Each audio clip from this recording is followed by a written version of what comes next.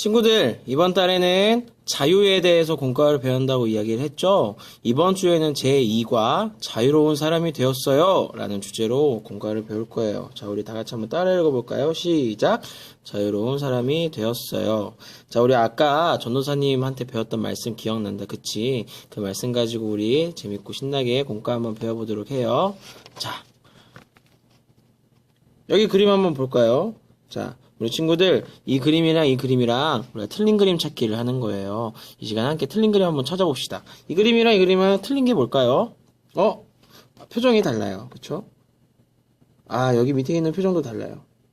그런데 가장 중요한 여기 마음 가운데 십자가가 있고 이 친구들한테 십자가가 없네요. 자, 여기에서 이렇게 바뀐 거예요.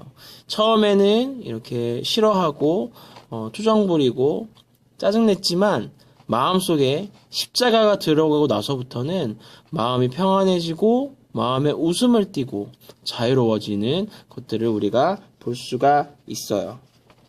자, 친구들, 우리가 이 이야기를 선생님이 앞으로 얘기를 해줄 건데, 자, 친구들은 이게 도대체 어떻게 된 걸까요? 라고 선생님이 물어보면은 친구들은 이렇게 대답하면 돼요. 아까 전도사님이 얘기했던 것처럼 뭐예요?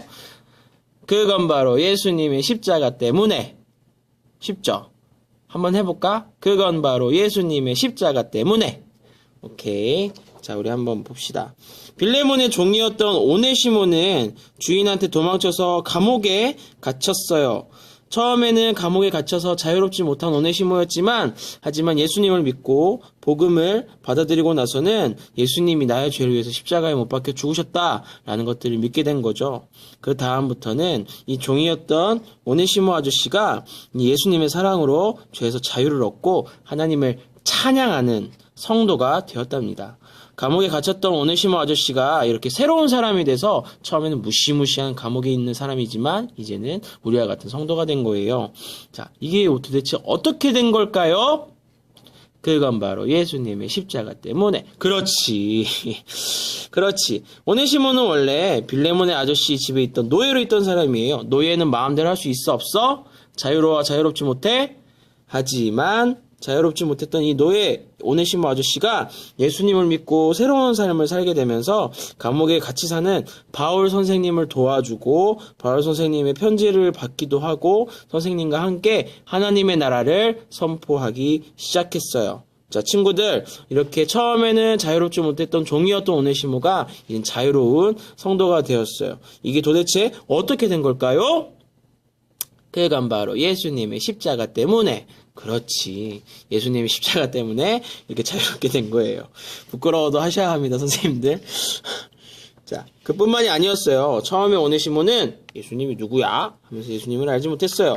하지만 이제 오네시모 아저씨는 복음을 전하는 복음의 사람이 되었어요. 나중에는 에베소라는 교회에서 하나님의 말씀을 증거하는 성도로서도 살아가게 되었어요. 친구들, 지금은 목사님과도 같은 사람이 된 이 처음에는 예수님을 몰랐고 예수님으로부터 자유롭지 못했던 오네시모 아저씨가 이제는 자유롭게 복음을 전하고 복음을 증거하는 목사가 되었다, 감독이 되었다라고 이야기를 하는 거예요. 이게 도대체 어떻게 된 걸까요? 그건 바로 예수님의 십자가 때문에. 자, 예수님의 뭐 때문에? 십자가 때문에 이렇게 오네시모 아저씨가 변화되게 되었습니다. 자,